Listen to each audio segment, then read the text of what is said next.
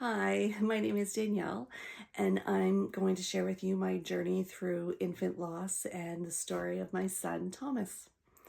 I was in my early 30s.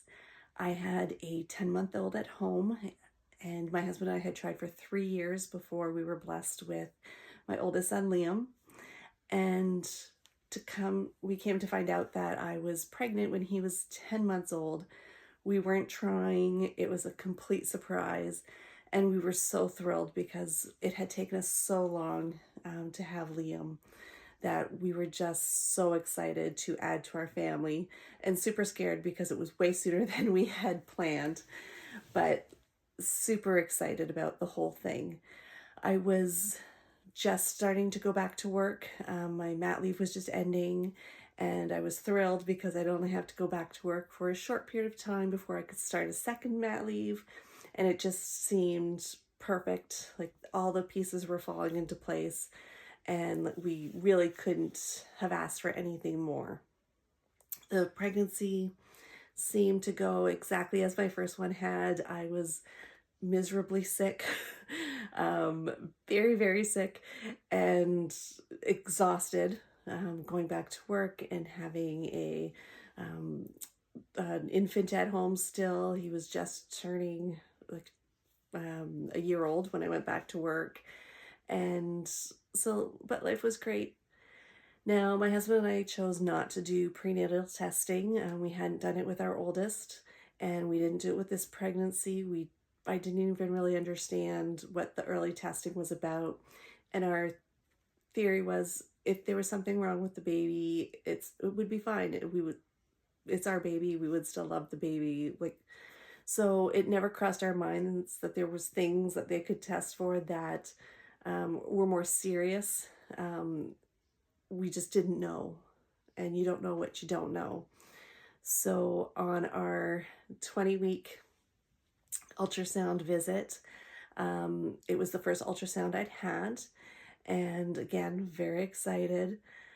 We went into the room, the technician started. She was very kind of chatty and asking questions, and then when the ultrasound started, I noticed that she got very quiet. Her answers were very clipped and short, and I was very worried. She did show us pictures, and here's the hands and the feet, but she didn't really get into a lot of the pictures and the way that we had with our first son. And when we left that appointment, I said to my husband, "There is something wrong." And he said, she's just a grumpy lady. Don't worry about it." And I said, "No, I know there's something wrong." He dismissed me, just thinking that I was taking too much, or thinking too much about it. So I went back to work. I had my ultrasound pictures, and of course everyone wanted to see them and see how I was feeling and get all the details that I had. And of course, you don't really get very many details at those appointments, but I did have all the pictures.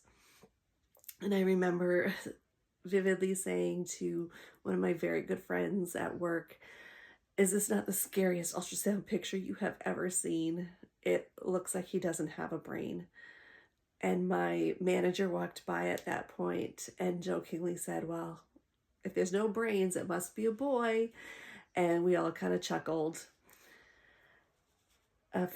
Maybe an hour later, my work phone started ringing, and it was my family doctor asking if I could come in that night. And that's when it's not good when they want to see you right after a test like that. So I called my husband. We went to the family doctor, and he just said that there was some abnormalities with the ultrasound. He didn't really have any of the details, and he wanted to send me to Children's Hospital for a more in-depth ultrasound, and that was going to be 3 days later. And I remember walking out of the doctor's office thinking, "Don't cry, hold yourself together. There's other pregnant women out there, and you don't want to upset them." That was my motto. So I held it together until I got into the car and cried all the way home. I cried all that weekend. I think I cried for the next 3 days. So we went for the ultrasound. It was a 2 to 3 hour ultrasound. My husband was not allowed in the room with me, so I was by myself. The technician was very nice, though, answered all my questions, but couldn't really get into the details. After the ultrasound, we went into a room where there was 4 doctors, and they just said, um, we want to go over the results of the ultrasound. We'd like an hour to go over them. If you want to go for lunch, that would be great. And then when you come back in an hour, we will have more news for you. We'll know more what's going on. And we said, okay. And I remember the doctor saying, your baby does have spina bifida, which is like a hole in the spine, like in the back. And I know I'd heard of it before, and I thought, well, people survive that. Like, okay, we can work with this.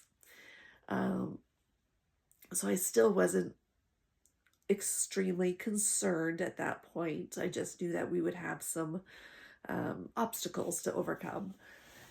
It turned out that when we went back to the doctors after the hour, they let us know that our baby had trisomy 18, which is it's an extra chromosome of the 18th chromosome, and it was incompatible with life. It was also putting my life at risk because the placenta was extremely short, and they were actually surprised that it hadn't already torn away and caused excessive bleeding. So their recommendation was to deliver early because their fear was that I would bleed out should the placenta detach. And having a 1-year-old at home, that was the big focus for me, was that I wanted to be around for him. So we had decisions to make, and we did decide to deliver early. So our son, Thomas, he was born at 22 weeks. And it, of course, traumatic. And it was traumatic for us because when we've lost a child, 2, you're trying to explain to friends and family what it is, what happened.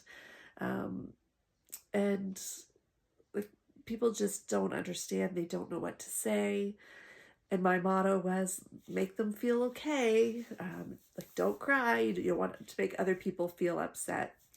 And looking back now, I realize that it's okay to cry. It's okay to grieve in your own way. It's okay to not make other people feel good when you are going through this. That you need to go through it so that you can move forward, not on. You never really move on. You never get over it, but you do move forward, and you find a path that works for you, that works for your family, and you never stop grieving. As you could tell, I'm telling you my story. He would be 19 years old now, and it's still painful to relive, but the pain is different now. Of course, it still hurts, but I feel now I'm sharing my story to help others, to let them know that they're not alone, to let them know that this is completely normal. There's nothing wrong with you. There's nothing wrong with anything that you did. That is just, it's one of those things, and we can't explain it, and we don't understand it, and it's okay to be angry. It's okay to be sad. It's also okay to be thankful. I'm at the point now in this story where I'm thankful for the time that I did have carrying him. I'm thankful for the people I've met along the way with this journey. I've met some amazing women and men and friends who've been through similar things. And so I've come to a point where, yes, it still hurts. I will always love him. I will always miss him. But I'm also thankful for the time that I did have. So I hope that this story helps you, and that you find your way. Thank you.